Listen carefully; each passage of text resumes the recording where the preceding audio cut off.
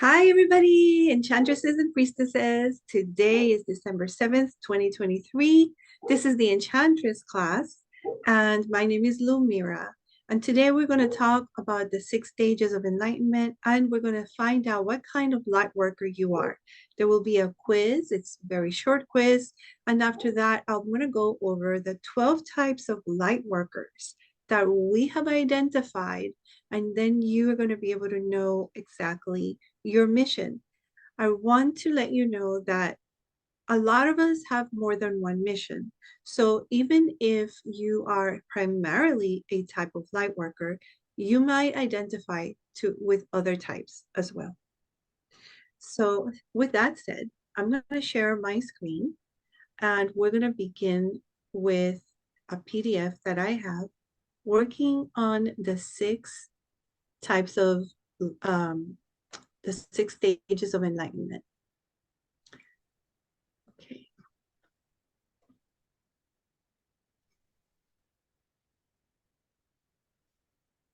Oh, that's not what I wanted to do.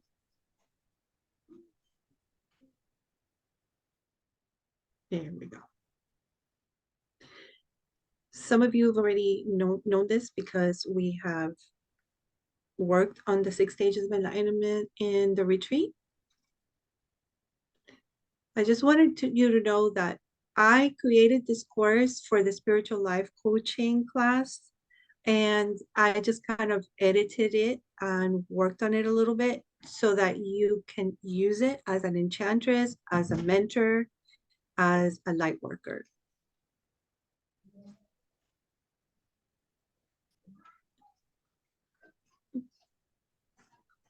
Okay, so there are 6 life-changing stages of spiritual awakening, of enlightenment.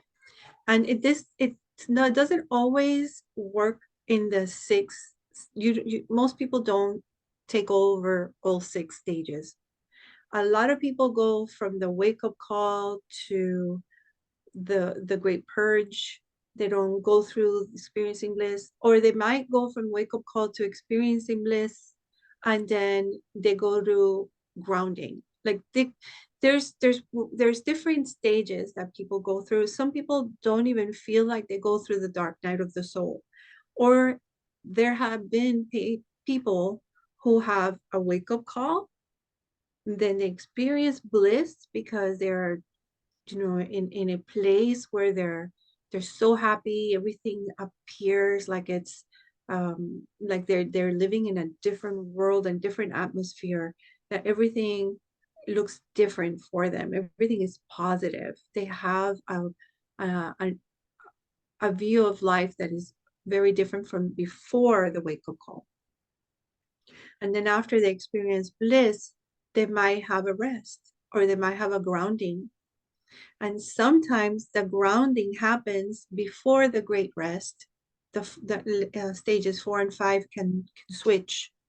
But this is the way that a routine spiritual awakening can happen.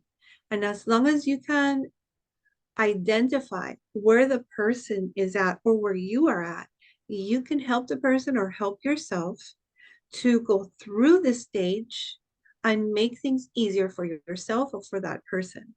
So we're going to quickly go through them. The wake-up call. It's like a switch, like Marissa says, like something just turns on in your head. But some people don't have a switch. Some people are born already with some kind of awakening. And as they grow, as they get older, little by little, slowly, they do start to awaken, and little things happen in life. And instead of one great thing, like an accident that makes you think, that you need to make changes in your life, like a chaotic experience, a circumstance, it can also be all of your life, little things that happen and they start to wake you up in different areas of your life. But most people that tell you I'm conscious and I'm awake, they can tell you specifically when they became awake. And you can ask around, and even between you, we can talk about this now. Like, when did you experience your awakening? I want you to think about it. And let's talk about it. You I all can know, you all know my head blew off in a meditation, literally. During VQ9, my journey of transformational work, I didn't know it was a chakra meditation. They called it a meditation of the rainbow, but I didn't even know what a chakra was at the time. I had been doing meditations through the process of the transformational work that we've done, but it was graduation weekend, and they brought us through this rainbow meditation, and I later learned that they go from your root all the way up. And when we were in the color green for my heart, all my insides felt like they were put in a vice grip, and I like it hurt, but not actually hurt, but it felt like all my organs were squeezing as tight as possible. I was sitting right here in this exact chair that I'm in right now, and to the point where I was still in the process. I was still closing my eyes, breathing with the meditation, but it was so tight that I like doubled over and was still in process, but I was just doubled over, not like screaming or anything like that. It just felt incredibly tight. And then all of a sudden, one of the breaths that I breathed in during that just shot this energy. Swear to God, like I didn't know what the heck was going on at the time, but it just shot straight up from the bottom of my tailbone, I would say, or something like that, and went straight up the back of my self. And I was doubled over at that time. I sat straight back in this chair just like this, and on Zoom all my team and coaches and everybody saw. I don't know if they knew what was going on, but I was like, and it felt like a geyser, like a geyser of water essentially, or whatever, was just popped straight out of the top of my head. And I understood, and I was laughing and I was crying and I was hollering, and I was just like complete bliss. I don't know. I wish I could bottle that and like even take a sip of it every once in a while, because I don't live in that state, but that is like amazing. And then right after that happened, as that happened, but then seconds later, now if other people we're still in the meditation and the process, but like I'm doing my own thing at this point, because like it just happened. And I had what I like to say is like a life review. They say when you die, you have like your life review of like everything, but it wasn't my whole life, but it was like a flash show of moments of my life from when I was a little tiny kid all the way up until the exact moment that I was sitting in this chair. And it was like a flashes of memory. I'm getting goosebumps when I'm talking about it. And I saw it all. And then all of a sudden I was like, I'm looking around my apartment and I was like, oh my God, I know exactly why I'm here. I know how I got here. I was looking at my tattoos. All my tattoos have conscious meaning anyway, but like I was seeing them differently and deeper. And like I have the word believe tattooed right here. And I put this on me years ago because I knew when I was living in Connecticut in a weird space, and I just wanted this word believe tattooed on me for a while before I got it, because I knew there was something more out there. And that's why I decided to get the tattoo. And then when this was all happening, I was looking at it and I start crying hysterical. I'm like, I was so happy, so happy. And I was like, oh my God. And my life has never been the same ever since. Everything has just fallen into place. I've lost a lot more weight. I made a lot more friends. I started making more money. I started getting in tune with my own self and not being ashamed or scared of we'll say consciousness that I had since I was a kid, because I have been a little bit into, well, I used to see ghosts and stuff when I was a kid. So like and I used to know things before they happened when I was a kid, but it used to scare me. But now I just was never afraid ever again. Then I got curious and I didn't know what the heck happened. And then I felt like I was schizophrenic for about 6 months, not actually schizophrenic, but there was so much going on. And I wasn't eating very much, but I was still eating healthy. Everything just shifted after.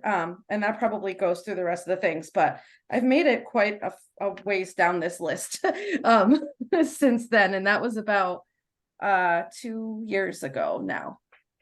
It was actually like I met Marlu in person maybe 2 weeks, 3 weeks after it happened at Claudia Neves's birthday party in Fort Lauderdale.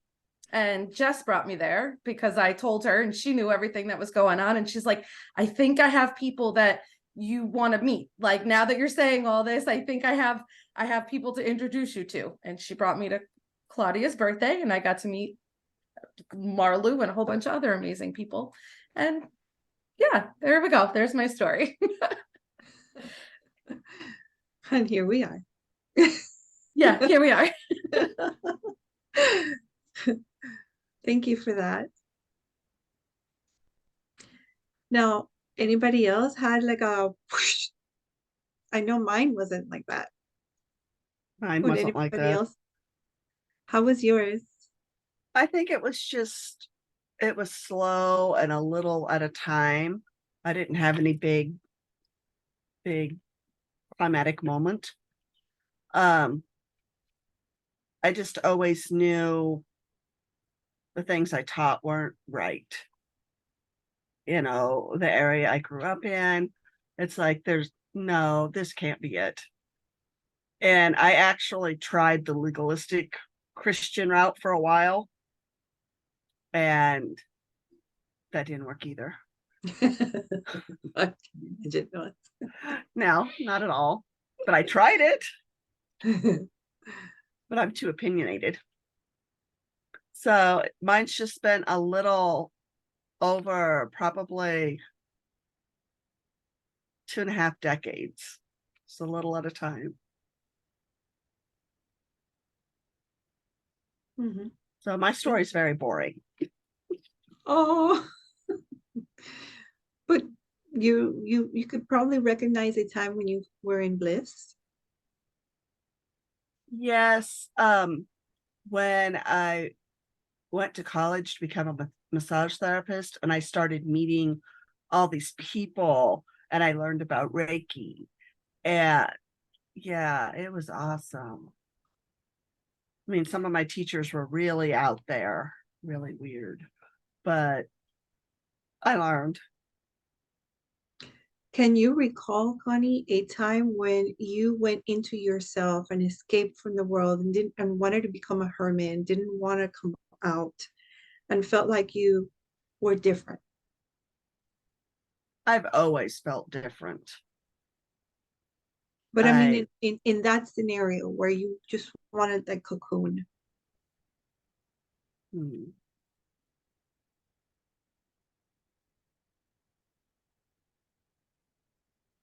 I'm going to ask all of you, Sally Yeah. and Claudia. I can't remember. Now I'm doing that now every once in a while. I just want everyone to go away, and I just want to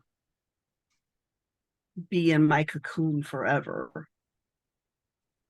Okay. So I'm interested in finding out if you're in that particular stage, like maybe back and forth, or you're going to tell us at the end.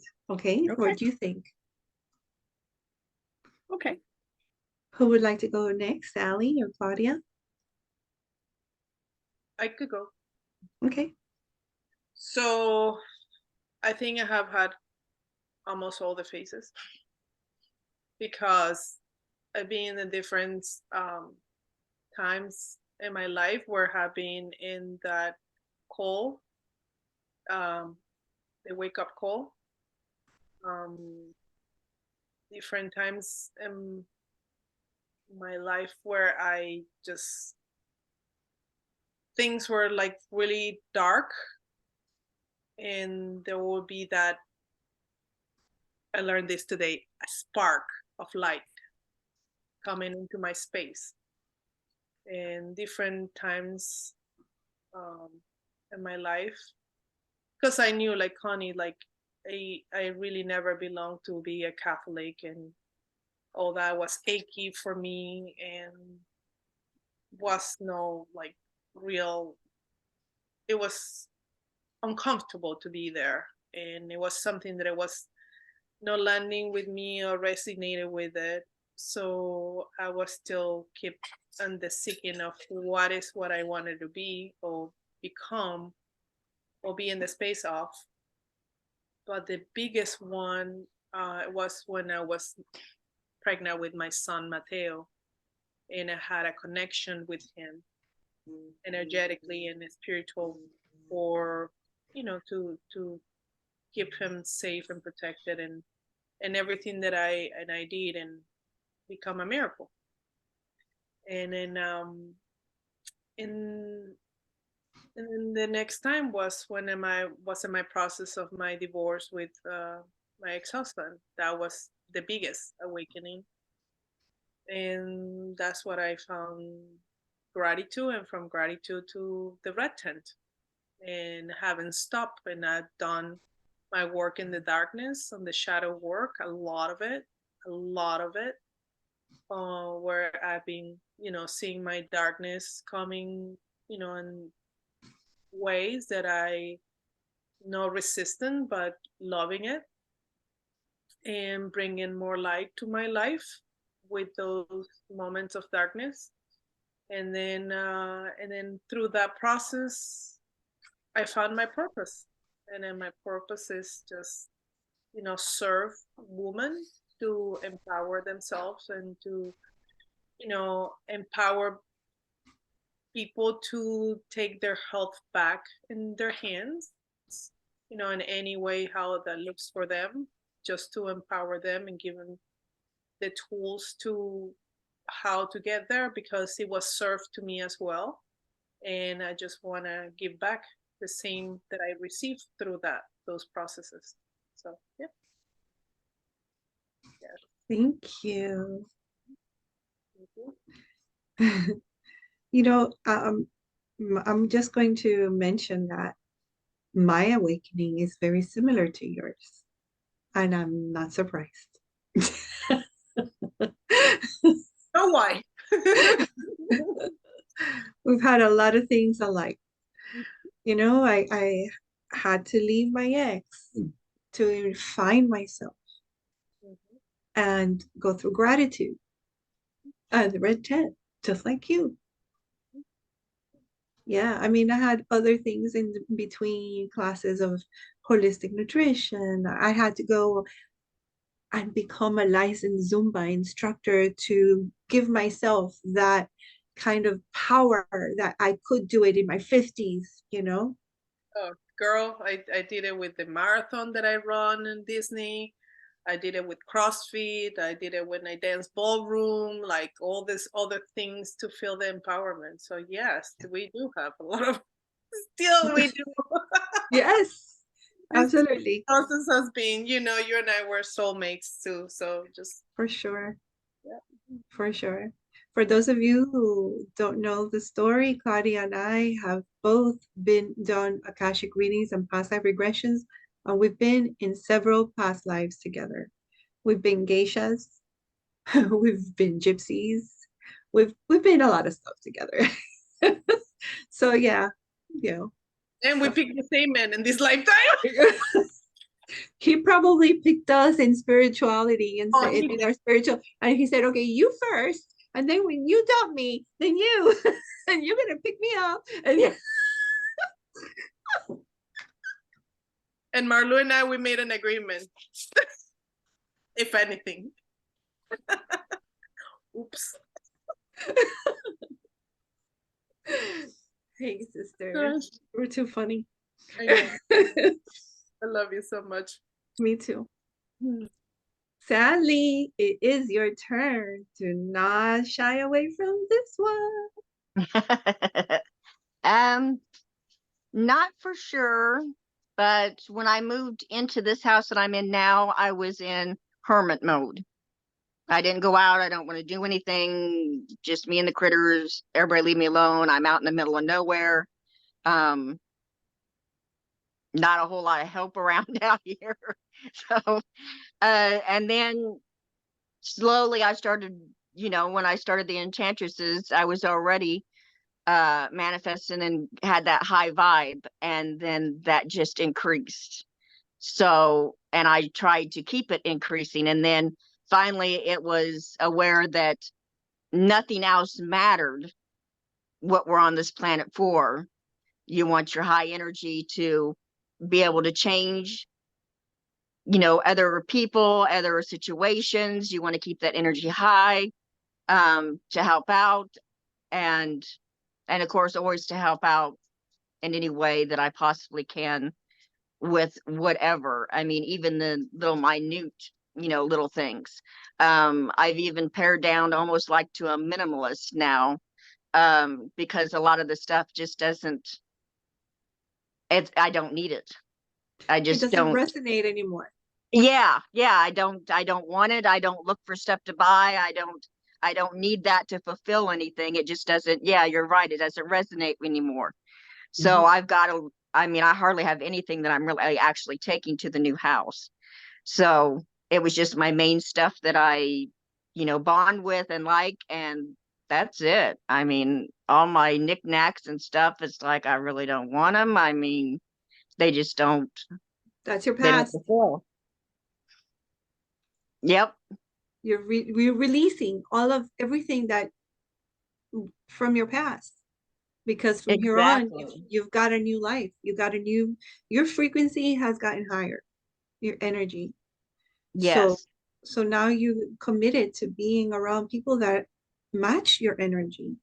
Yes. And it's hard to be around someone who's negative like all the time. It's hard because you try to say something, and then they always have some excuse that, oh, I'm just a warrior. That's just how I am. It's in my bloodline. We're all like this. And they don't even want to try another route or try to do anything else. So it's hard to, talk with someone and try to help them because they're not ready to, I guess they're not ready to, have a higher vibe than what they have right now. Mm-hmm. In coaching, I teach my new coaches, my students, that you cannot help somebody that's not ready. And the best way to help them is not to tell them what to do, but to ask them questions that will trigger for them an answer that will help them to move towards the project that they want to create. So rather than saying, well, let's do this, this, and this, you start asking questions like, how's that working for you? How's that been for you in your life? How's that working? Is being like that a way that you want to be for the rest of your life? Has it helped you in any way? Where has it taken you? And might make them get mad at you for making them think, oh, she's right. I really haven't done what I wanted to do. But then they'll start to reflect, and they'll start to realize that maybe you do have something to say. Just I like that. That's yeah. Yeah, and invite them to learn something new rather than just giving it to them. They might not be ready. Okay. Yeah, like invite them, like, is it okay for me to give you feedback on this subject? How do you feel about talking about this? Is it okay for me to tell you what my opinion about it? Like, instead of just giving it, Yeah. I like that. asking permission. Okay, so you don't remember a moment where everything changed for you? Here recently, just everything is just wham. I mean, I started vibing higher and everything just came to me, and that's how it was. I mean, the house that I needed dropped right in my lap, literally. Wow. The help that I needed was right there, came to me, that I needed. And every time I ask the universe, it comes. Sometimes it takes a little while, but it gets there. And here lately, it's just been one thing after another. And it's almost tired me out. I'm to the point that I need to actually rest a little because I'm just tuckered now. Oh, we're going to talk about some rest also. Let's go back Okay. to the PDFs, and that's just perfect because we do need to rest for some time. Watch. Okay, so we talked about the first step being the awakening, right? And then the second step being bliss. Now, bliss happens to most people right after they're awakened, because with bliss in this stage, everything appears different for you. It's like life around you just seems different. People seem different. Your circumstances look different. Everything is happier. There's more joy in life. It's just excitement, and you're able to connect with other people, with spiritual guides. You start to just open up spiritually. And just like Marissa said, that when she was little, she could see spirits, she could see ghosts, and she could know things that were going to happen. And she pushed that down, way down, so she wouldn't have to work with it anymore. She was scared about it. But once you reawaken, now your energy system opens up, and then you start to be able to see things that you connect to that are easy for you. Maybe you won't see ghosts, or maybe you won't know what's going to happen next, but maybe there are other things that you can do. Maybe you can connect to animals. Maybe you can connect to the universe. Maybe your intuition is so high that you're able to know when somebody lies, or what is next for you, or what is next for someone else. Maybe you're able to tell when somebody is sick and what kind of illness they have in their body. Like, there's so many energy things that you can open up to once you have awakened. In bliss, all your gifts start to come up. They start to demonstrate themselves. You start to develop your psychic senses. You start recognizing a little bit about what your soul planned out for you before you came to this earth. You start to recognize that you are not alone, that there are other people like you, and that we are all one. And you're guided. You feel guided. You feel like, you've got something to do. And then after your first emotional, like after you've done the wake up call and you're starting and you feel like you're being guided and you're stepping into it, there may be a moment where you feel that that's not everything in life, and that you are disappointed about how things are happening for you. And the dark night of the soul, or the great purge, comes through. And it is not one night, like the dark night, one night. It can happen for a long time. It can happen for weeks, or for months, for years. And although not everybody goes through this stage, a lot of people mention it because it's super, it changes your life changing. Okay. But people that go through this experience the first two stages quickly.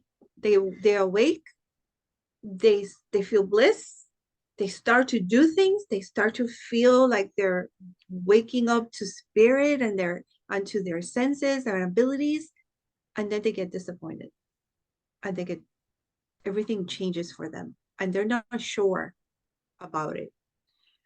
And the only way really that you can move through it is releasing it, healing it, forgiving yourself and others. So you've got to go through it in order to get through it.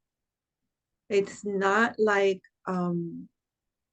okay, I'm in the dark night of the soul, in a few months it'll be gone. No, you've got to go through it. There's something on your face. There's a shadow in front of you, something you got to work through. And sometimes it's not you, and sometimes it's somebody in your past life, or ancestry, in your blood, somebody in, like, your grandmother, your mother, and you need to see it. You need to see that whatever it is that's happening for you, your mom had it and your grandma had it, and you get to break those chains. And when you're able to recognize it, yes, Claudia, you were going to say something? Oh, I saw you go like this, so I thought you wanted to ask something. No, okay. So what does it feel like in this stage? It's sad. People feel despair. Some people even feel like they're dying. They even recognize that they are, not only is everything around them changed, they've changed their friends, they might have moved, they're changing their body, they could lose weight, they can start to feel like they want to change the way that they dress. Everything starts to change at this moment. So people who are making these changes are in the dark night of the soul, because their energy is changing. And now they also feel like that communication they had with their spiritual team doesn't feel like they're there for them, and that they're alone. They're alone going through all this crappy stuff that they're going through. And now they feel like, okay, so I had all of these spiritual guides and I felt I was guided, and how come I don't feel guided anymore? So it's how you're gonna recognize you're there, or that somebody is there. They feel alone. So after that comes the great rest. So if you've gone through the dark night of the soul, you're gonna need rest. You're gonna need to go through the void. The rest is necessary if you've gone through the dark night of the soul, because the dark night of the soul is very, very hard. And it puts you in front of the mirror, looking at yourself, looking at your past, looking at your family. And now, once you've gone through it and you've forgiven yourself and you've healed it, you need some time. You need some time for you. It's kind of like when you have a divorce and you can't just go step into having a new relationship, because things are just not going to work out. You need some time to really rest, to go within, to love yourself. Well, stage 4 is like that. Start to love yourself. Just start to rest, really, because you've gone through the purging. You may disconnect with people. A lot of people will want to feel like they just want to disconnect. It's not like being a hermit, but more like, yeah, I'm going to do my work and I don't really want to connect with others after work. This usually lasts 4 to 9 months. It happens after the Great Purge. They call it the void because life changes completely. The life that you knew is no longer. And people start to recognize that they need mindfulness in their lives. So if you know somebody that has gone through the great night of the soul and now they're disconnected, the thing to do for you or for them is you get to look at the life you had and how you want your new life to look. So make a difference and get them or yourself to go through it with a goal in mind of how you want to make a new life, create a new life for yourself, and bring peace to yourself. Here are some tips.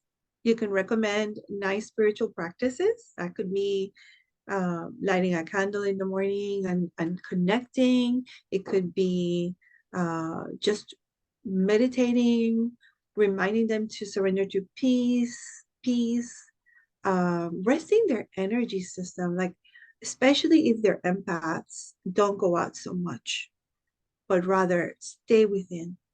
Teach them how to protect their energy when they're around people. And also personal protection. every night so that they can feel strong and they can feel protected, even if they don't feel like their guides are with them at this moment. They can feel their energy protecting themselves. Any questions so far? I know I've said a lot. Okay. Some other tips. It's important that they start to get to know themselves, because a lot of people that are in the Great Rest, they're in the Great Rest because they made a big change in their lives. It could have been a divorce, a move, something huge. Somebody near them might have passed away, things that are huge, and that opened up them to a new life, and now they need time for them. They need love, self-love, they need self-care. They need to know how to live their life now with this new paradigm, with this new perception, with this new self that they have, and what is important to them. And it takes time, especially if you lived all your life. Women, we live a lot for our kids and for our parents and for our partners. And now is the time for them to start to recognize who they are, what they want to do in life, what is important to them. Who is Connie? Who is Sally? Who is Claudia? Who is Marissa? Who is Marlu? Who are we? And a lot of times, if you ask that question, they don't know. They don't know because they've lived for other people all of their lives. And now is the time for them to really organize themselves and get to know themselves and prepare themselves for the next stage. And the next stage is grounding.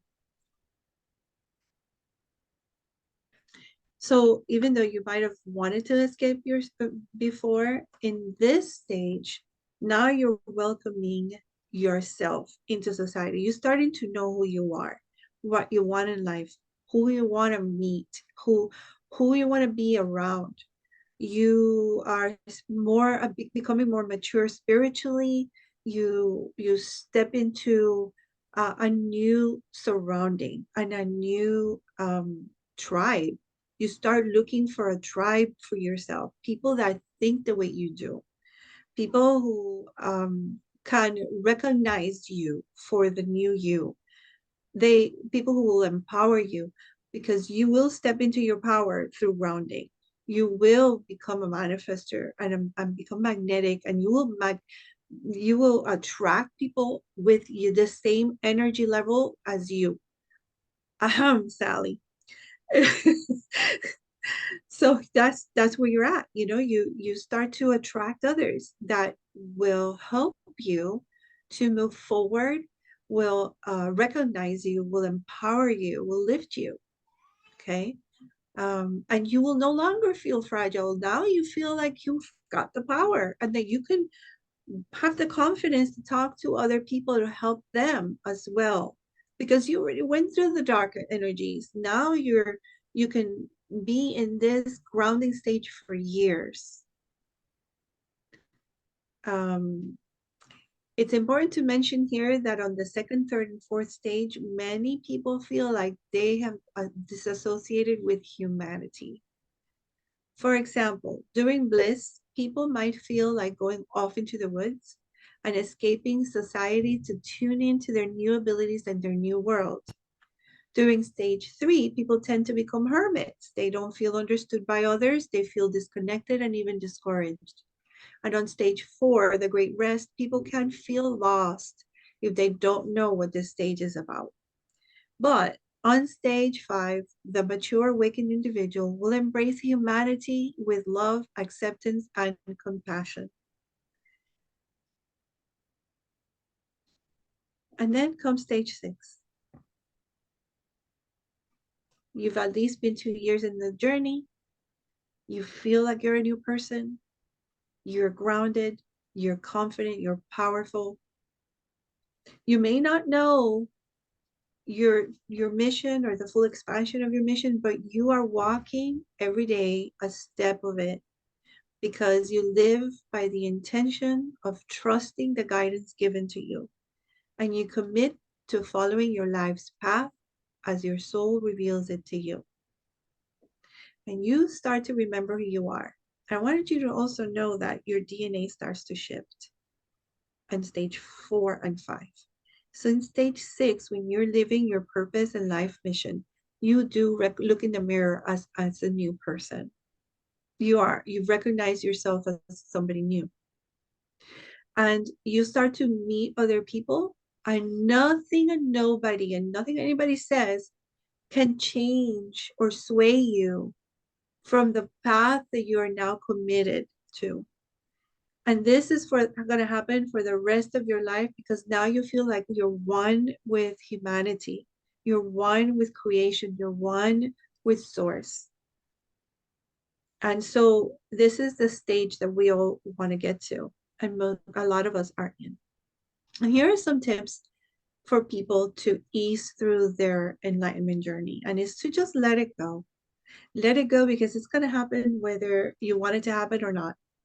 And if you try to keep it from happening, it's just going to stay in the dark stages longer and make it worse for you and make it worse for your clients. So just tell them, surrender into it, go through it. All you need to do is go through it. Yeah, a lot of people are defiant, because we are in nature defiant, but your higher self knows what's best. So, and you program this, so you're going to have to go through it anyway. Tip 2, write a new affirmation.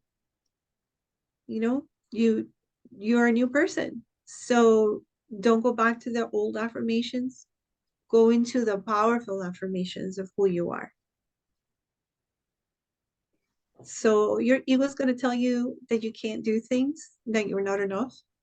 Now it's time for you to recognize your power and to say that everything is okay and everything's going to be better. You can also say a mantra, especially if you're meditating. A mantra could be something positive like, I know that my soul knows what it's doing. I give command to my soul. Surrendering will get me through faster. And you keep this mantra going. Like, it depends on where you're at or where your client is at.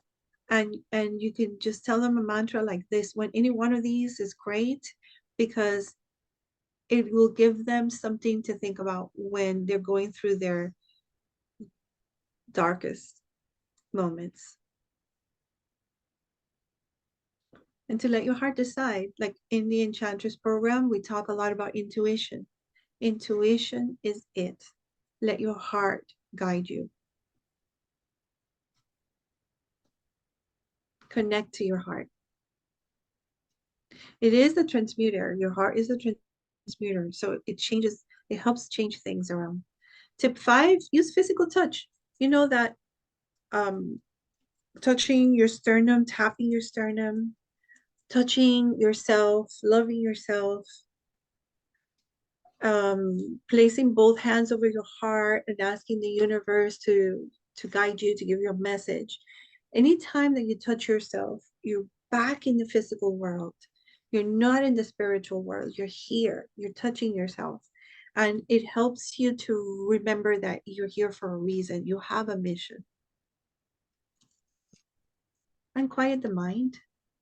And just stay put, close it, close your eyes. And a thought comes through, let the thought come through. Think about why you had that thought come through and let it go slowly like a little cloud. Just let it go and see what else comes up and just quiet the mind as best as you can.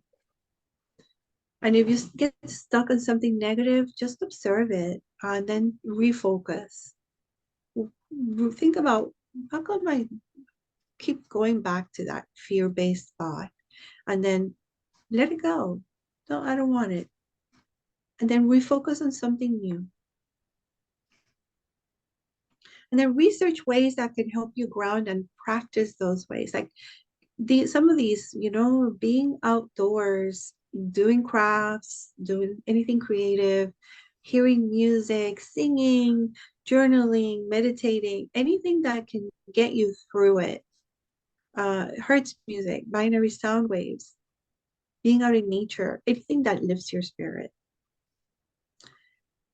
So basically, I just want to remind you that it is our job to help awaken people get through this journey.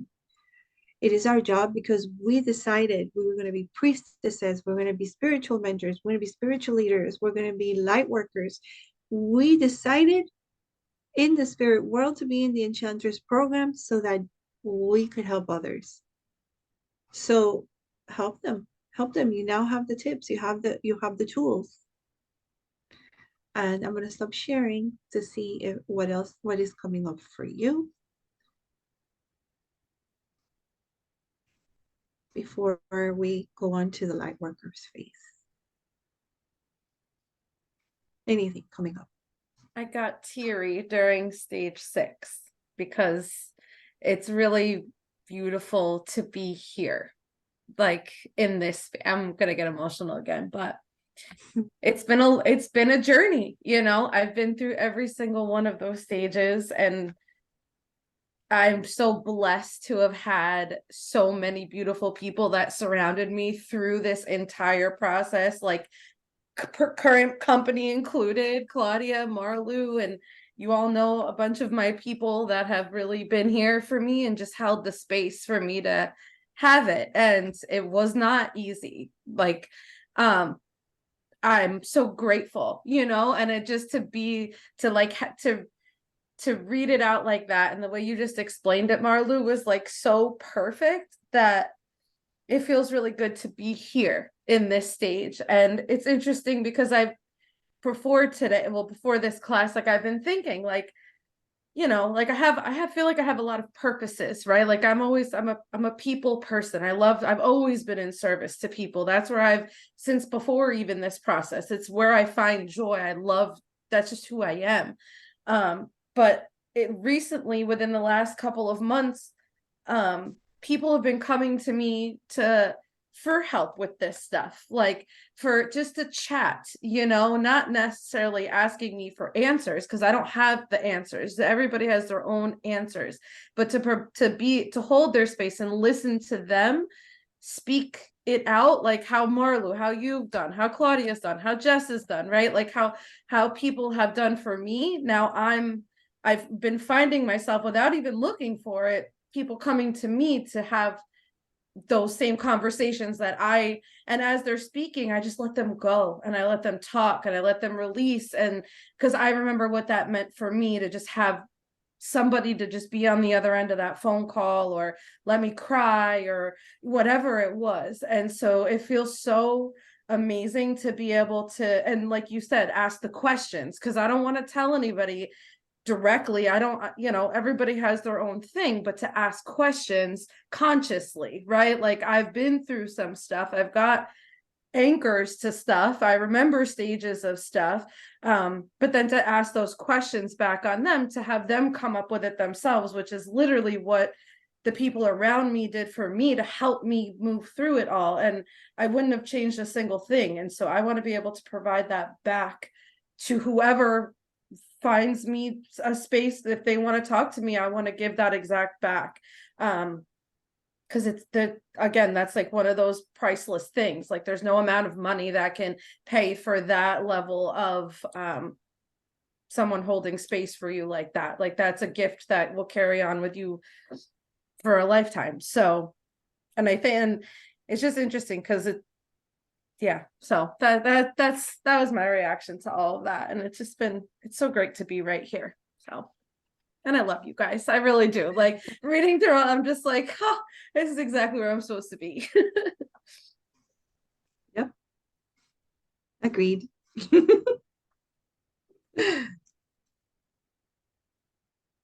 I have a question for you, Marisa.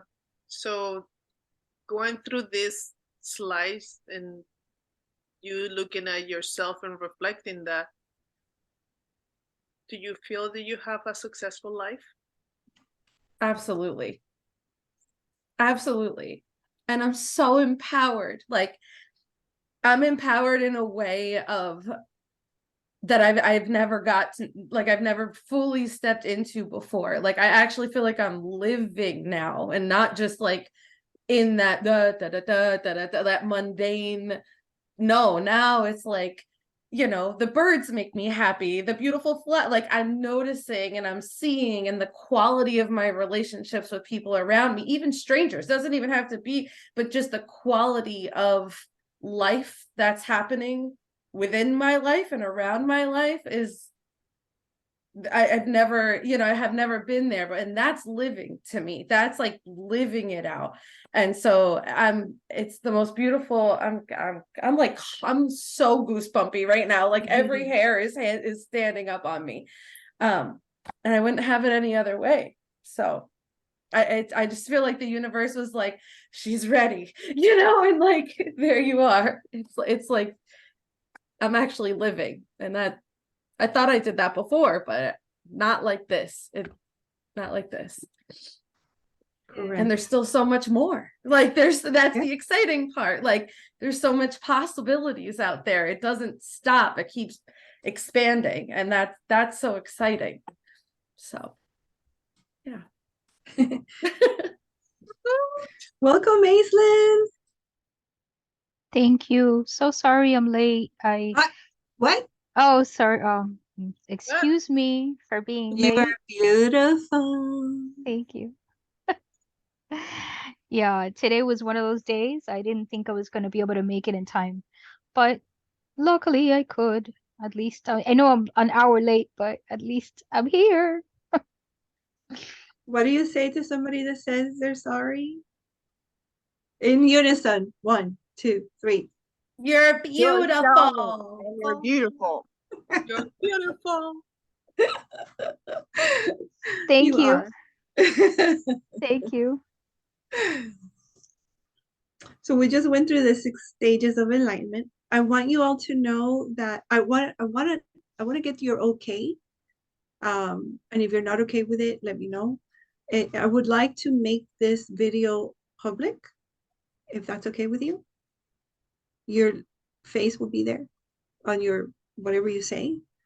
But I would like that because I think that a lot of people need this kind of information. And so I'm going to make it public in Peace, Love, Wisdom. I'm going to make it public in Red Tent Goddess, YouTube, and in both, if that's okay. Okay. All right. So it is 8 o'clock. Do you want a water break? Sure. You Just just got kidding. here. Just kidding. Okay. Shall we continue then? Or water break? Vote. Both is okay. Yeah. It doesn't matter to me.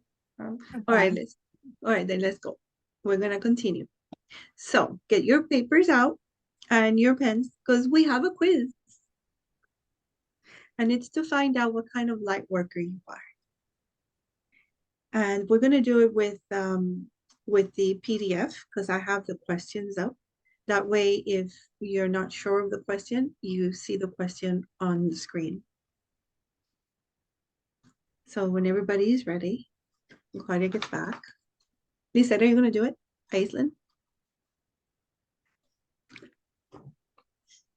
I'm gonna do it because even though I did it last year, Things it'd be change. good to, it'd be good. Yeah, things can change. It'd be good to see the difference. Mhm. Yeah, I'm gonna do it. Okay. If anybody else shows up in class, I need the co-hosts to let them in because I may not see them. Or if there is something in the chat that anybody writes that I don't see, please somebody interrupt me and ask me or tell me about it. Okay? Who's your co-host? Who did you put as co-host? Uh, Did you put anybody? Marisa and Connie. Marisa and Connie? Okay. I can get everybody to be a co-host because let's see, Sally's a co-host now too. And Claudia Nieves, you are next. Where are you? I don't see you. Oh, there you are. Yeah, if you make everybody co-host, then you know anybody can help you. Yeah. Okay, everybody's co-host now. Okay, Okay. here we go. I am now going to share my screen.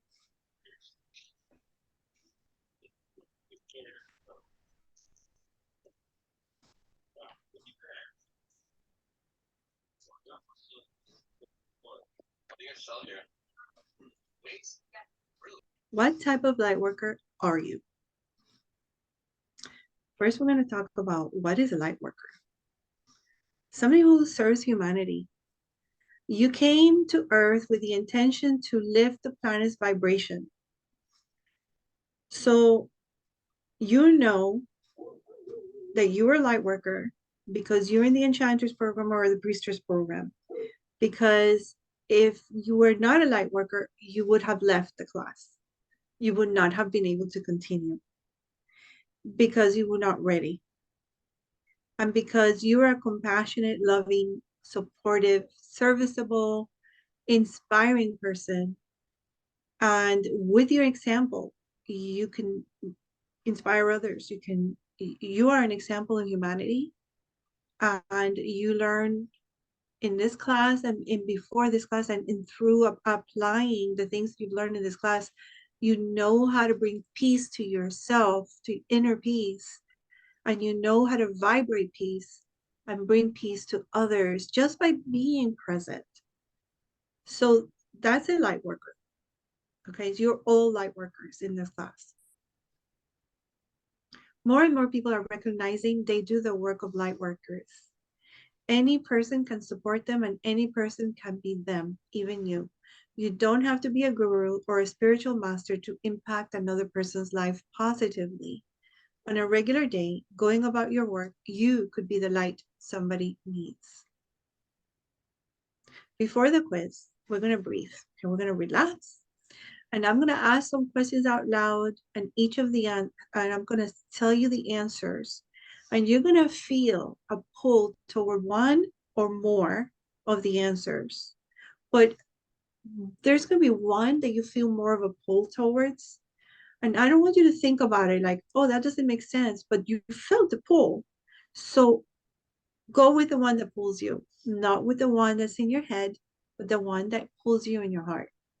So even if it doesn't logically make sense, if it feels right, that's the one I want you to write down. They're going to have letters, so you're going to choose a letter, okay? And there's no wrong or right answer. Nobody's going to judge you for this. It is a quiz for you to become self-aware, and nobody expects anything from you, okay? So close your eyes, breathe in through your mouth, your nose, and let it out with a sigh. Now I want you to relax your shoulders, relax your spine, let the weight on your chair. Feel your toes, move them around, wiggle them, and then let them drop and relax. Breathe in, hold it, and out. Breathe in, hold it, and out. Now just breathe normally. Feel the cold air going in through your nostrils, the warm air coming out. Relax. I'm going to do one more step, and it is we're going to call in our spirit guides, our angels, to come near us and help us and guide us so that we feel that pull very strongly with their help, with their assistance. Just call them in, feel their presence, and know that you're going to be guided and that you're protected. And then now we're going to start. You can open your eyes and breathe. Here comes the first question. Now, I want you to not look at the screen right now. I want you to look at the paper, and I want you to hear my words. Do you prefer to work with others, or do you prefer to work alone? You're going to write A on the paper if you prefer to work with others and you feel like you have something important to pass along to others. And you're going to write B on the paper if you prefer to work independently and you feel the most important work is when you are meditating or diving deeply into your own personal work growth. So I'm going to ask it again. Do you prefer to work with others, or do you prefer to work alone? A, work with others. B, work independently. There is no wrong or right. There is no ego. There is not something that you're supposed to feel. It is what it is. Feel it and put A or B.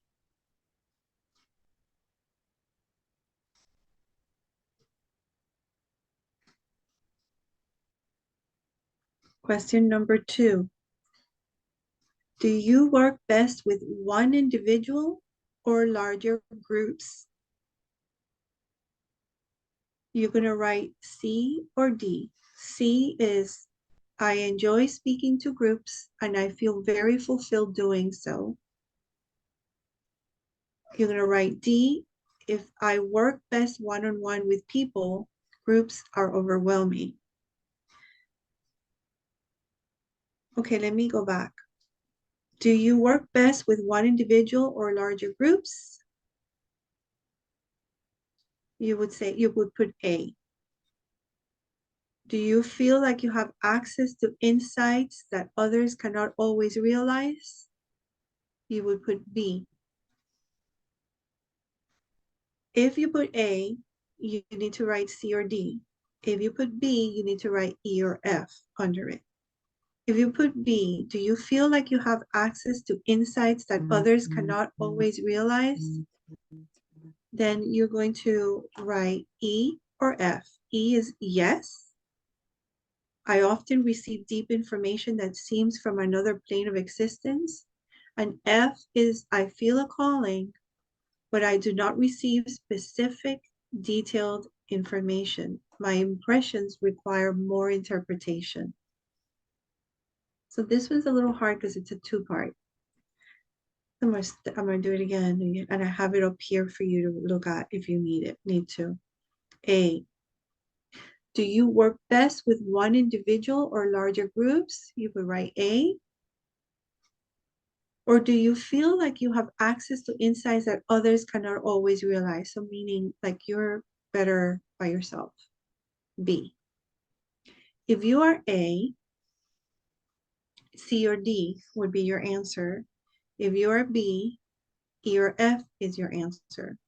So think about the first question that I asked you. Are you better with groups or individually? If you're better with groups, do you work best with one individual or larger groups? C is groups and D is with individuals, one-on-one. If you wrote B on the first question, because you prefer to be alone, do you feel like you have access to insights that others cannot always realize? E is yes. F is my impressions require more interpretation. And I know this is a long one, so if anybody needs more time, let me know. Anybody have any questions? Anybody confused? Do you need more clarity? Okay. If you chose C in that question here, where you chose, I enjoy speaking to groups and feel very fulfilled doing so. If you chose C, you are a divine light keeper. So I want you to write on your paper, I am a divine light keeper. You are a lighthouse for humanity. You shine brightly and inspire others with your brilliance. You excel at motivational speaking or helping others realize their calling. That can be a coach, that can be a therapist. There are many ways, and you'll see it soon enough when we get to it. And I'm going to skip D for right now, but if you wrote E in your paper, yet where you wrote, yes, I often receive deep information that seems from another plane of existence, then you are a seer or you are a blueprint holder. So I want you to write on your paper, I am a seer or a blueprint holder. You have access to a deep divine well of information. It will take time to learn to access this information and translate it properly, but you have chosen to possess and work with important truths. Does anybody need more time? If you chose D and you answered, I work best one-on-one with people, groups are overwhelming. I want you to answer this other question because we don't have which kind of light worker you are yet, but I need you to answer further. When you're working with another person and one-on-one, what are you most compelled to do? And now you're going to write either G or H. G is pass on important messages or information to that person, or H, heal the pain and the weaknesses that I can see. And you may want both, but which one pulls on you most?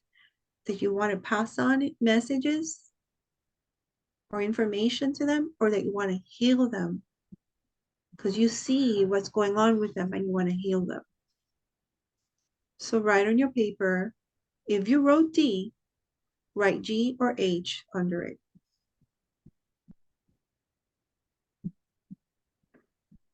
If you chose G to pass on important messages or information, you can write on your paper, I am a messenger. You are called to pass on important messages along to people on this earth. Psychics are typically this type of light worker. Listen to the messages the universe is delivering. You will find the ones that need to hear it. I have a quick question. Yeah. Because Okay. we did this class before, like in another time. I feel that I did it. Oh, we did a Lightworkers masterclass in the first year of the Red Tent. I think it was the first masterclass that we ever did. Because I remember when I took it, I was a messenger, but today I had changed. Ah, it can change. And you're still a messenger, but you have another more important primary thing to do, or something else that you need to do first now that you're ready for. Okay, so you're still a messenger. That doesn't change. But you could have more than one. You could be more than one light worker.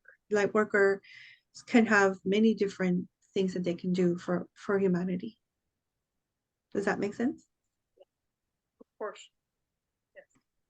Okay. So if you chose H, that you want to heal the pain or weaknesses that you see in others, you can either be a transmuter or a healer. You deal directly with the darker and more difficult aspects of light working. Transmuters dive right into the murky depths and address the shadow side. They bring balance to the yin and yang of the world, and they help bring light into the dark, raising vibrations. Healers provide a similar service, aligning their energies for the greater good. So the thing is with transmuters, they take the pain and they transmute it into love. They transmute it into light. Healers work with the healing energies, really work with energy. And they work for the greater good of humanity, not just for that person, but for all of humanity. Where transmuters are more individual, healers are, they work with individual, but it's for the greater good.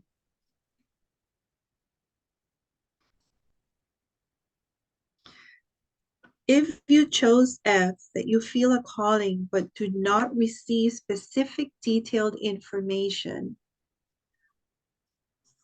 and that your impressions require more interpretation, I want you to close your eyes for a second. And I want you to picture a vibrant light energy that surrounds you. And I want you to imagine taking your hands into that sphere and touching it and going through that sphere of energy around you. And I want you to tell me now, with your eyes closed, what you feel called to do with this energy that you have in your hands. Do you want to direct it outward and manifest it in rays of light? Or do you want to take it and plant it in the ground for Earth? Open your eyes. What felt right? Did you want to direct it outward, or did you want to plant it in the ground? Put I on your paper if you wanted to direct it outward. Put J if you want to plant it in the ground. If you chose I, you are a manifester or a grid worker. You are closely connected to the energies of the earth. If you are a grid worker, you're likely serving as a key point of energy in the larger grid that spans the globe. You probably feel a strong calling to cast your roots deep and act as a channel for light in your specific location. Manifestors can channel light with more flexibility. You are called to manifest this light as needed for the greatest good of humankind. Well, grid workers tend to stay put in one place because that's the place where they're meant to be, so that they can bring light to that place in the world. And they work with others, work doing the same.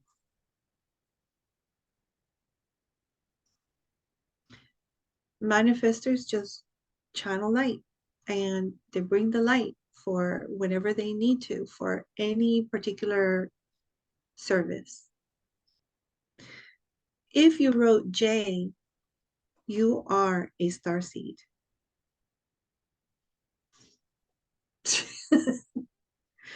Starseeds are called to this incarnation for a specific purpose. They will plant an important seed here through their works that manifest in a major shift in consciousness for humanity. And there you go, Claudia. You know, you are a messenger, but you are a starseed. You know, so you're both. Okay, and you cannot miss my next class on starseeds. That's crazy, because I knew what Claudia was picking. When I saw her put her hand up above her head, and then I saw the options, I said, in my brain, I was like, she's putting it in the ground. I like knew it. And I was like, I wonder if I'm right. And then when she just went, I was like, okay, there it is. I knew it. I knew it. I knew it. That's awesome. That's so awesome. I just put in my Audible of Amazon, the Audible app. I put there 3 books that I was recommended, and I think was one from you, Marlu, about the start seeds. That I'm gonna start deeping into it, because I've been finding information about other forms Of life of life in other galaxies. Yes. I've been called to because it's calling me to learn now and expand my knowledge, and my intuition is telling me that I have to listen to this, and I have to hear the books, and I have to discover what else is my purpose. Like, I have a human purpose, but as one that is more divine than the human purpose that I have.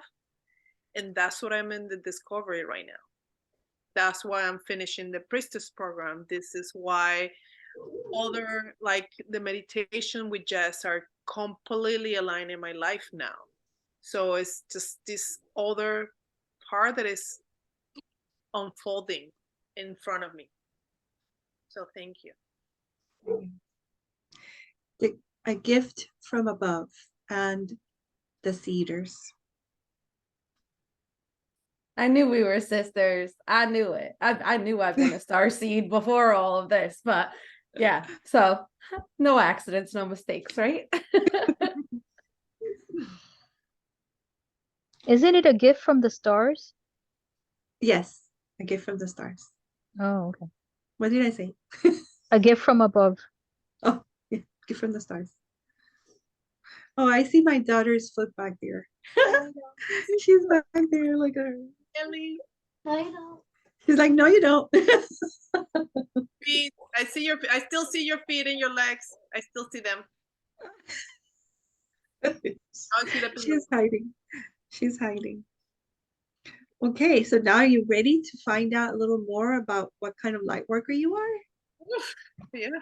You guys, you want to tell me what your answers were before we go?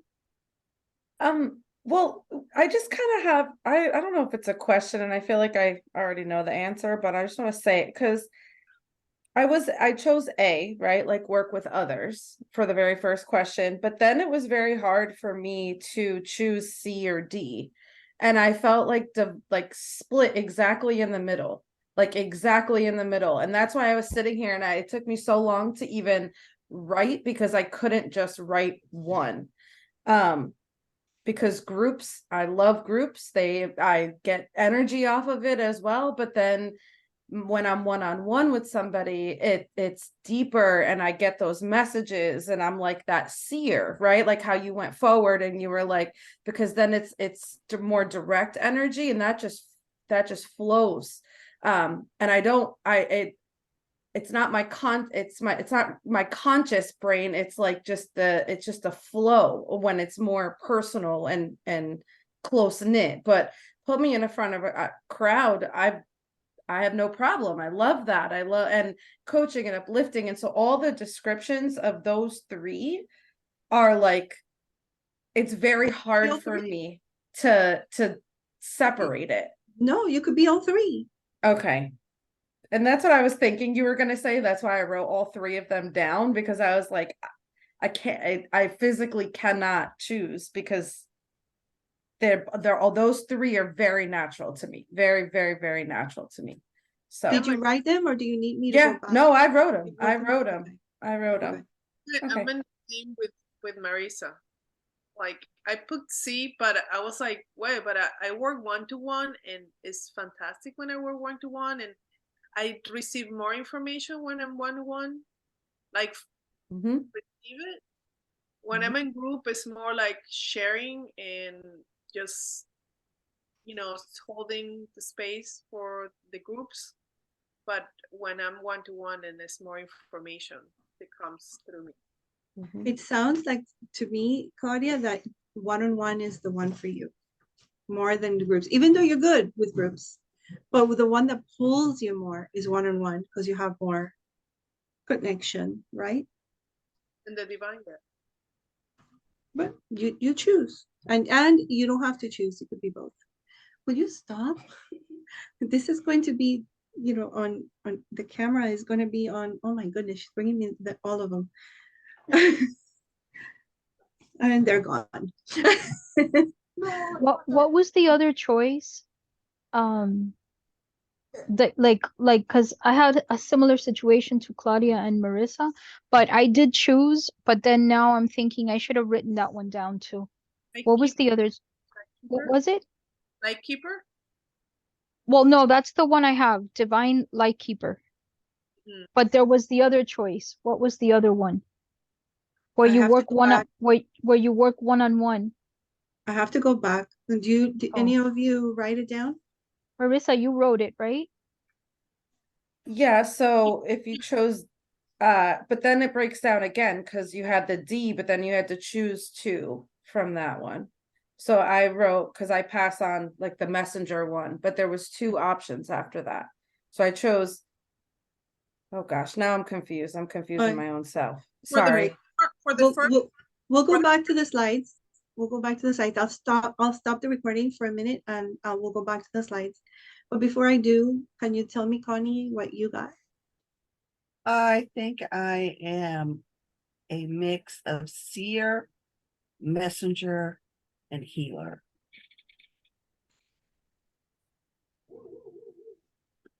Seer, messenger, and healer. Divine light, Claudia, you're divine light worker and starseed, divine light keeper. light and keeper, uh-huh. and starseed. Marissa and you? Divine Light Keeper, Messenger, and Seer. Well, and seer too, because it wasn't the seer too. two of them between the Okay. group and the Okay. So All right, I'm gonna stop the recording for a second so that I can go Okay. back to the slides. I got seer and divine light keeper. So we resumed recording and that question was answered. We're now going to share back our screen. So we're going to talk a little bit about the types of light workers. We have identified 12 types of light workers. Do you want to write a little bit before we go on to explaining them? I'd write a little bit, maybe just a short 1 or 2 sentences about how you feel about what you just learned about yourself. And I'll give you a minute or two. Does it align? Does it feel right? Does it feel like it's too much? Does it feel overwhelming, that you've got to study more, that you have a lot to do towards it? Do you feel like you've empowered yourself by recognizing this truth about yourself?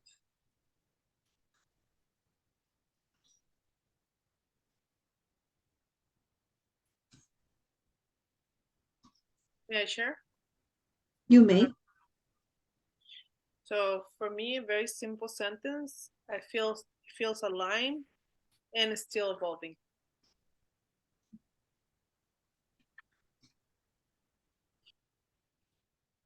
Yeah, mine was, it's what I've always known within, and now I've had a class to show me that it actually is a thing.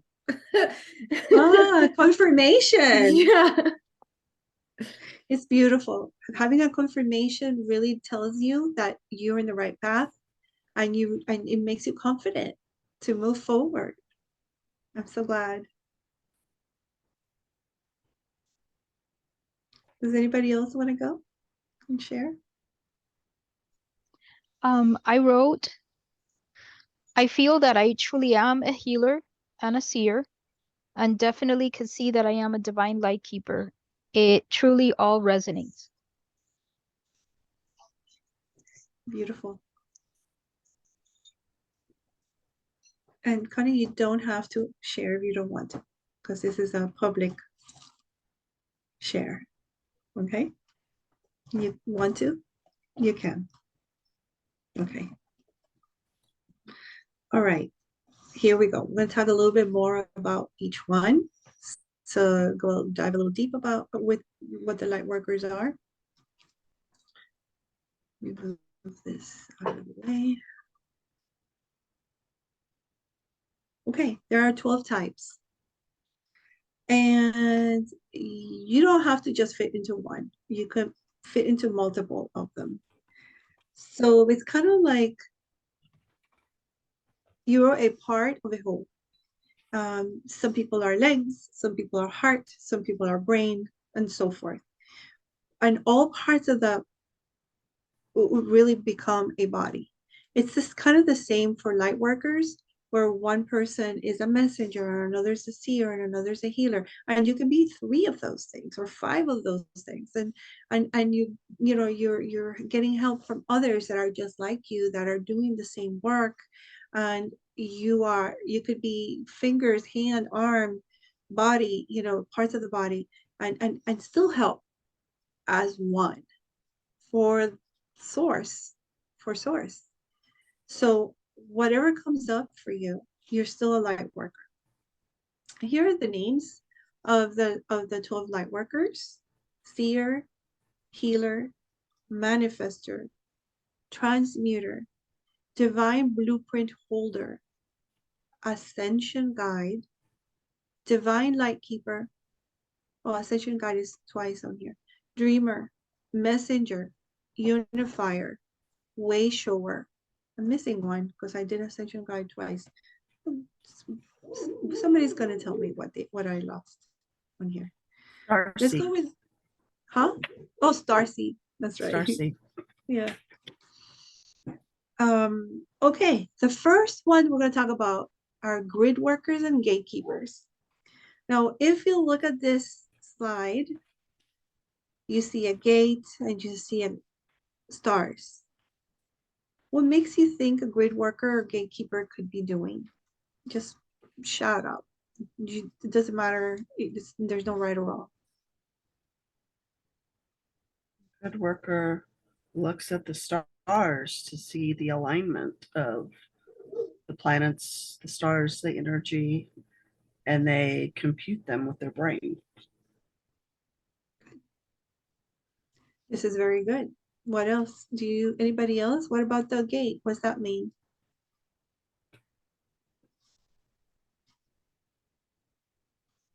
They bring people to a gate. It's like a gate of knowledge, a gate of healing. And they meet people out front and help them work through their issues, their pain, their trauma to go through the gate and be on the other side. Wow. Okay.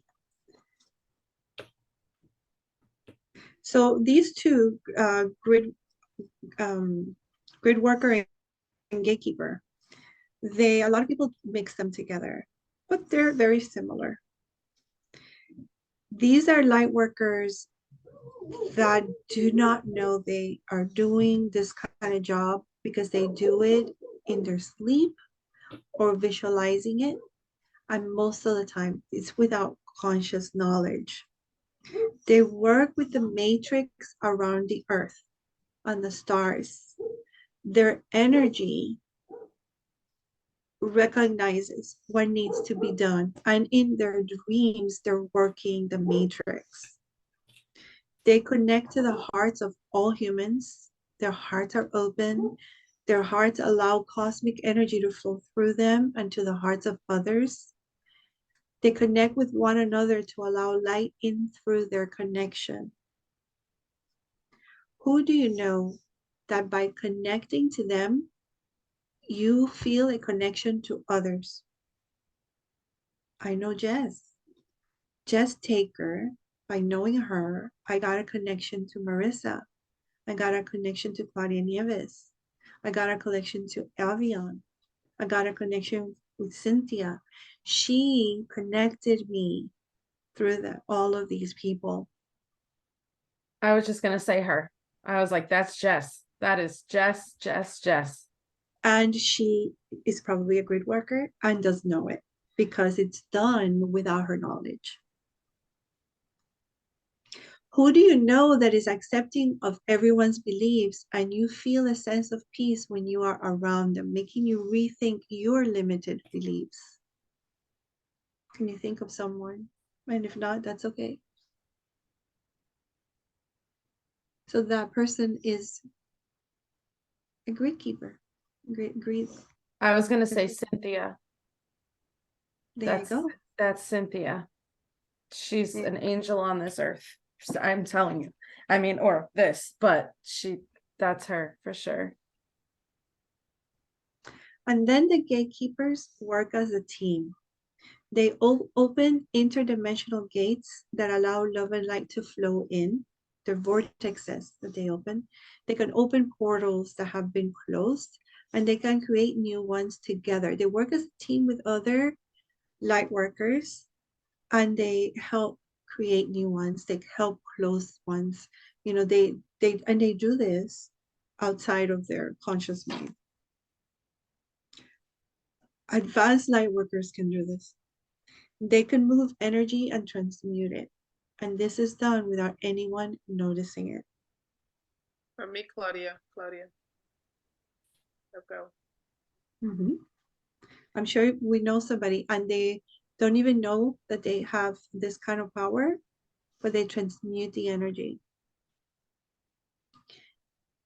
Lightworker type number 2 is the divine light keeper. Some of you said you are divine light keepers. Now, if you look at these pictures, when you see what it says underneath, does that resonate? You might be a spiritual mentor or a motivational speaker. You might be a comedian or you know, somebody that's in the spotlight that helps others to move forward. So if you're a divine light keeper, you are in a higher vibration than your surroundings, bringing joy and light in days of darkness. Through the awakening stages, that they uplift humanity as they are going through their own trying times, stages 3 and 4. They bring hope and motivate people into action at time of chaos. Comedians, celebrities, spiritual teachers, motivational speakers, and even a community worker who sings, makes jokes, and lifts your spirits could be a divine light keeper. Who do you know that comes to mind? Me. This is me. Yeah.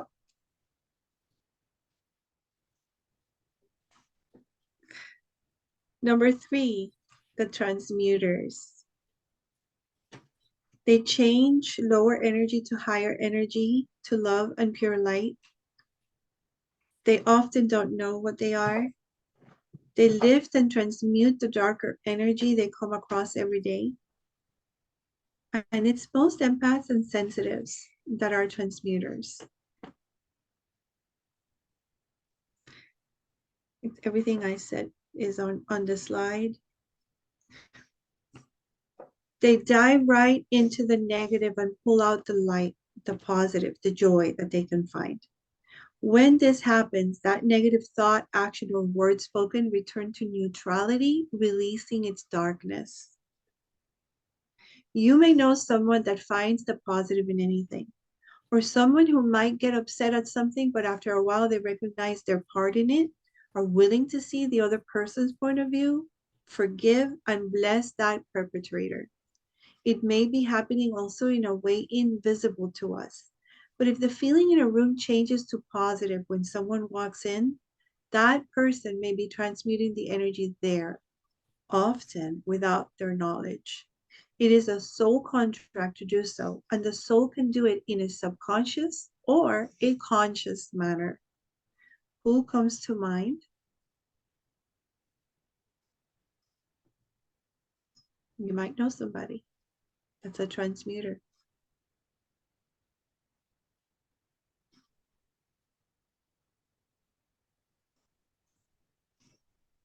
Number 4, the seers. The seers are intuitive.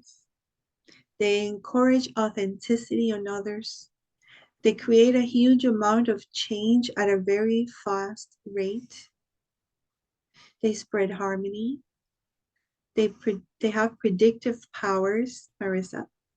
They see in the future. Now notice this picture of a person with a magnifying glass. They can see what others don't. They're able to. They have opened the third eye or psychic sight, making them able to see beyond the physical and the veil of illusion. Their gifts include providing readings or services to inspire, empower, and guide others to their truth and the truth of the world. These people are usually the ones who reveal the truth behind the shadows. Most of them are really good psychiatrists, parapsychologists, truth activists, and even professional psychics. Anyone you know? Me. Ting, ting, ting, ting, ting, ting, ting, ting, ting, ting, ting, ting, ting. Yeah. Number 5, the messengers, charismatic. A lot of them are public figures, life coaches, musicians, writers, artists. They communicate important messages to the world around them. Their global mission is to use this skill to spread love and enlightenment, boosting the collective vibration of mankind. The messengers are also called guides. So you can call yourself a messenger, you can call yourself a guide, it's the same thing. They receive guidance and messages from the divine, angels, ascended masters, galactics, and their higher self. They share these messages through videos, blogging, teaching, or writing. Whatever media or platform, messengers serve humanity through the awakening process by sharing powerful spiritual insight and information. They are explaining to people what's happening to them, making them better understand this journey of evolution through the guidance they receive from spirit. Spiritual teachers, Aislinn.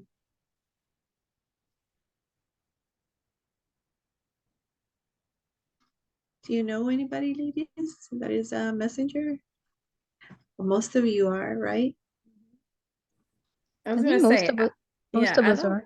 I don't do the videos and all of that, but like all the other getting that message out there, providing helping them through where they're at, and that part, yeah, but I'm not like on TikTok and like out there like that, but still sharing the message. So Hey, I'm sure you write a few social posts here and there that are lifting others or giving them information on how to, tools, right? I'm a teacher, a spiritual teacher, so I consider myself a guide.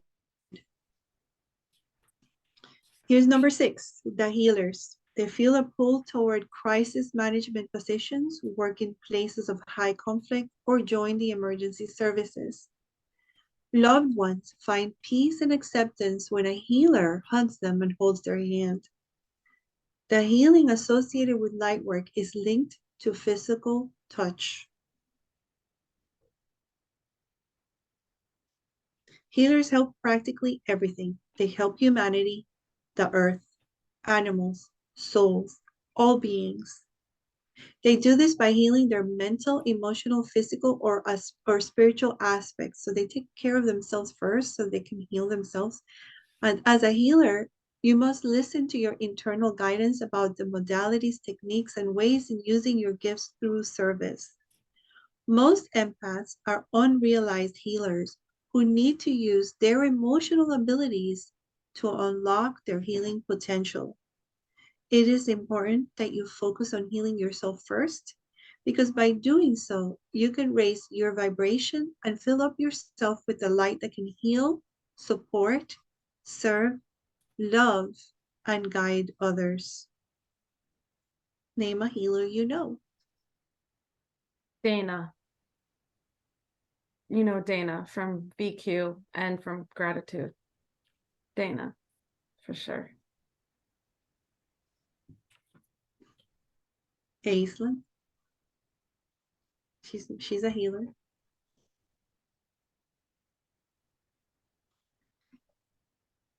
Lightworker number 7, the dreamers. Ah, that's the one that was missing, I think, on the first page. They push boundaries. They are restless. These are the inventors, the pioneers, the explorers. Their global mission is broadening humanity's horizons in a wide range of ways. Dream lightworkers, or the dreamers, are always in a journey, whether literally or metaphorical. In times when it seems as if all possible options have been pursued, they generate new solutions and perspectives. That's spelled wrong. Perspectives. I know a dreamer, Jaslyn. Jasmine's a dreamer. The dreamers serve their gift by dreaming, interdimensional travel. They go into the dream space, which allows them to access alternate dimensions of experience. They receive messages from beings and entities living on altered realities, higher dimensions, or other worlds. They bring this knowledge back to our planet to serve at its highest good. The dreamers are usually people who are called psychonauts. They use certain rituals or supplements or herbal medicine or mushrooms to embark on psychedelic trips and access realms and ideas that would later inspire and uplift the human spirit. If it weren't for the dreamers, there wouldn't be 90% of the art, technology, and inventions we have in the world today. Name a famous dreamer.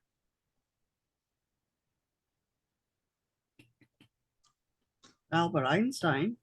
Mhm. John Lennon. Yeah, John Lennon. That's right. Did Claudia leave? No, No, she's right there. Yeah. Oh, okay. I don't see her. Sorry, Okay. left. Number Clara 8. Barton. There you go.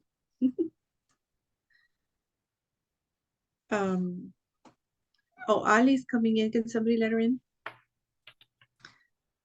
Number 8, the divine blueprint holders.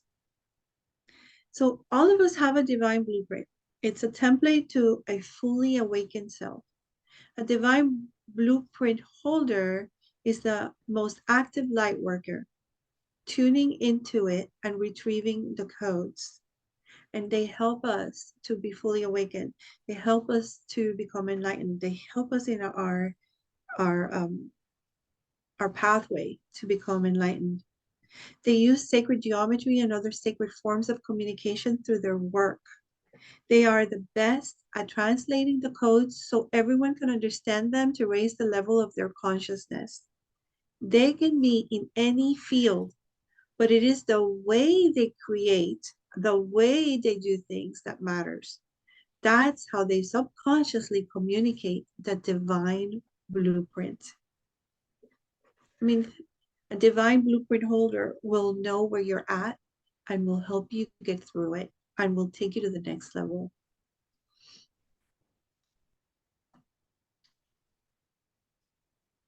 Hold on a second. Let me put this on another side so I can see what I'm. I don't see how to let Ali in. The message didn't pop up on my end. I was going to accept it, but I don't see her in the waiting room. I don't see the waiting room. I don't either.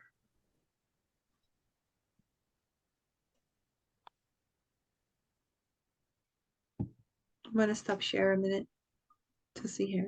Yeah, she's not there anymore. Can somebody message her, please, and let her know that we will let her in. We just yeah, somebody will let her in.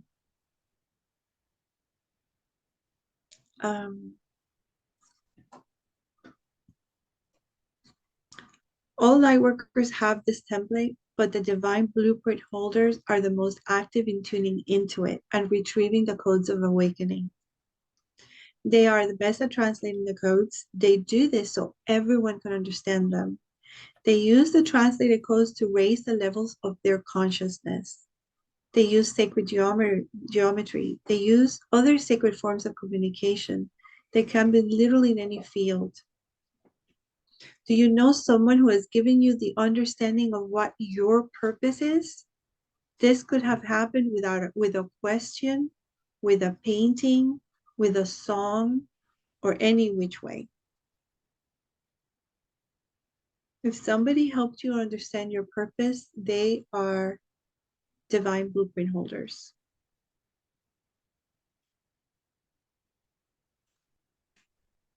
The ascension guides.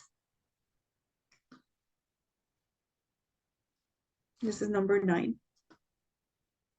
People who are ascending, they are stepping into greater levels of light and sharing what they're learning about their ascension process. So usually these are people who are already in the awakening process. They're stepping into their role, and not and ascension guides are ascension guides for a time. They are not always this type of light worker. They're only light workers of this type while they're going through the process of enlightenment. They show us how to overcome some of the pitfalls and how to tune into the blessings in order to help everyone who has the opportunity to ascend. Some of their teachings might even contradict the regular teachings of lightworkers. This is because they approach the truth from a much higher point of view and see the flaws that could arise with blind spirituality.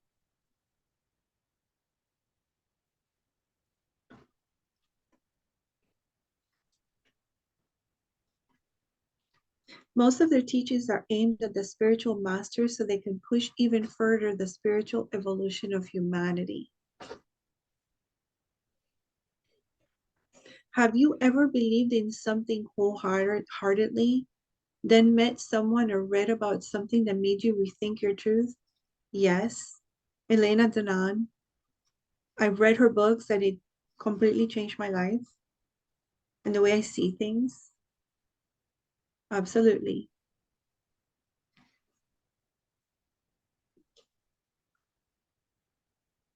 Anybody you can think of?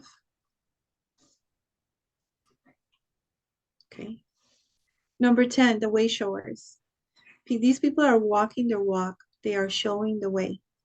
Perhaps they aren't consciously teaching as ascension guides are, but rather embodying the ascension process and living in their highest authenticity.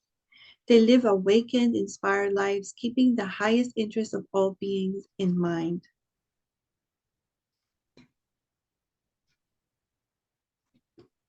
They're not even aware that they serve humanity in some way. All that the way showers do is live in resonance with their truth and the teachings other lightworkers share with the world. These people are the heart of the lightworkers. They are what inspires and motivates other lightworkers to keep doing what they're doing because there is still good in the world that needs their light. And by looking at them, other lightworkers are reminded of what really matters. Who inspires you to be your best self?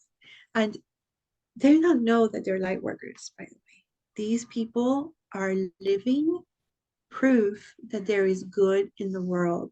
The way that they live their life inspires you because they live with joy, they live with peace.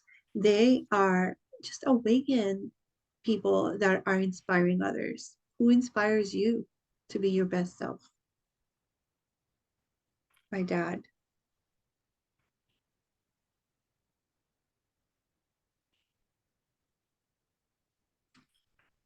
Number 11, the manifestors.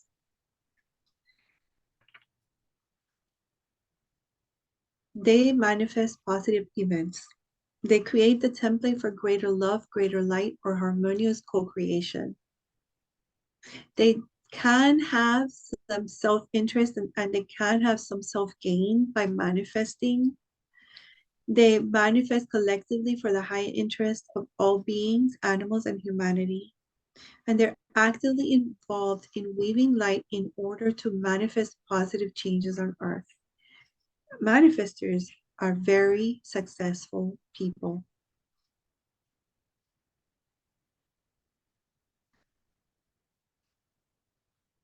They do this through various ways, like meditation and visualization, and accompanied with self-inspection. Manifestors manifest for the highest interest of all beings, Gaia, animals, and all of the humanity. But as they keep manifesting, they work strongly on their inner selves to make sure their manifestations are not of egotistical nature, but from their heart center. Most of these people don't even focus on manifesting, but on clearing the way. So what they resonate with is for the good of all. Now think about this. They're not manifesting only, they're clearing the way. What that means is it's not just about setting your mind in a goal, but removing what doesn't serve you. They're not activists. They are grouping others to raise the vibration on earth, such as prayer groups, moon circles, meditation classes. They group other people.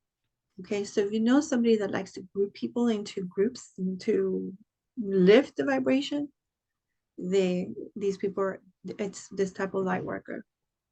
Who do you know that brings peace and love into these gatherings and that they created? The creators of the red tent. I was just gonna say Claudia. Exactly. Number 12, the unifiers. They connect different teams of lightworkers to make a greater impact on the world. They translate philosophies and teachings of other lightworkers to make it easier to understand.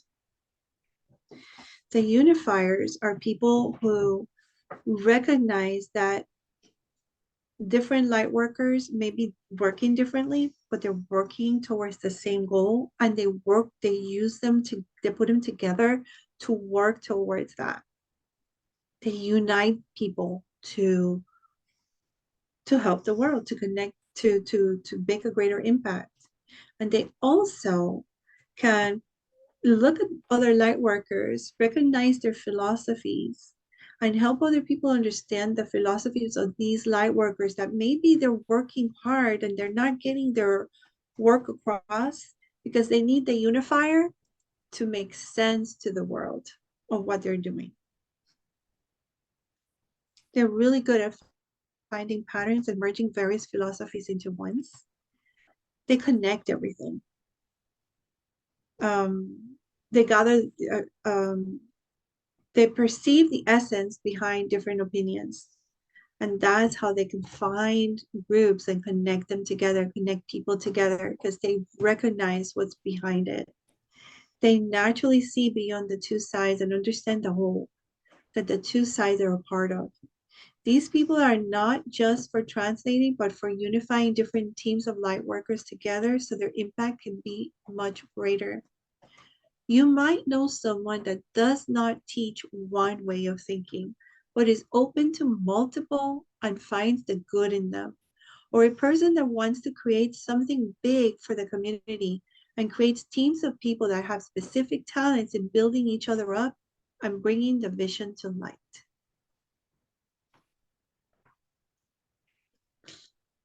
Aislinn, you and I, we need to start creating teams of people to help us to bring our vision to light, girl. Yep, very true. We need a unifier in our midst. Yes, we do. Do you know any unifiers? Do you know any? Let's put it out there. Let's get a manifester to get us a unifier. We're putting it out there. Even though you are mostly identifying yourself with one of the 12 types of light workers, you are likely to have some traits from some or all the others. We are all a different mix of these types based on how these secondary types can benefit the realization of our primary type's purpose. It's a big word, but you understand what I mean, right? You can be a lot of different types of light worker, and it all will make sense. So just take a few minutes to write about what you just learned about the people around you and the people that you thought about when I was going through the 12 types of light worker.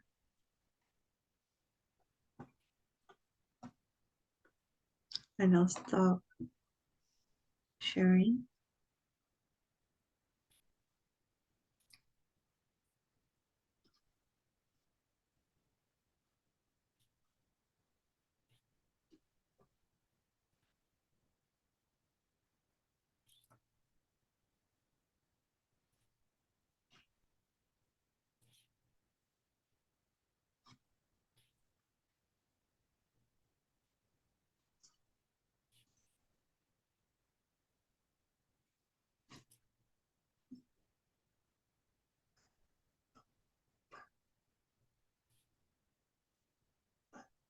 I'm gonna pause recording. and you had a couple of minutes. Makes you think about the people around you, right? Like a little different. Like maybe you are surrounded by some light workers. I am dimming. What does that mean? Energy is going so low right now. Oh, well, we're about done. We're about done. Oh, yeah, you had a huge day, Claudia. You had a huge day. Yeah. Okay, well, I mean, we're done with the class. We concluded. The only thing I want to say to the Enchantresses is that February 1st is our graduation. The community is you can bring, it's open to the community, so you can bring family, you can bring friends to the graduation. Cameras need to be on. We are gonna light a candle. And we're gonna have a class before that, that's right before, like the graduation, that will prepare you. So for the first 30 or 45 minutes or so, it won't be graduation. It will be like, it'll prepare you, and then we'll go into the graduation. And I just want to say, it's a very special day to graduate. It's Imbolc. It's like a major, you know, day of light. Like it's a very special day. Very special day. Yes, and I would prefer that you wear white tops. Okay. And have a light with you. And well, the rest you'll see on that day. I'm gonna share the PDF of the slides with you, all of you, so that you can go over it if you want to. And also the research that I did is in the back in the references, if you want to go, look through them. And are there any questions? Let's let Claudia go to sleep. And I'm gonna ask what questions you have for me before we go. Thank you for the permission. Good night. Good night. Thank you for coming, Priestess. It was very beautiful. Thank you. Yes. Thank you for coming. Have a wonderful, wonderful, peaceful night. You too, ladies. Thank you. Thank you. Thank you. Bye. And I'm going to stop sharing. Stop the Recording. recording.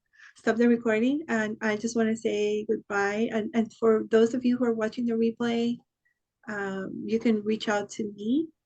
My email is Marlu, M-A-R-L-U, Mira, M-I-R-A, Martin, M-A-R-T-I-N, @gmail.com. Thanks for coming. I'm gonna stop.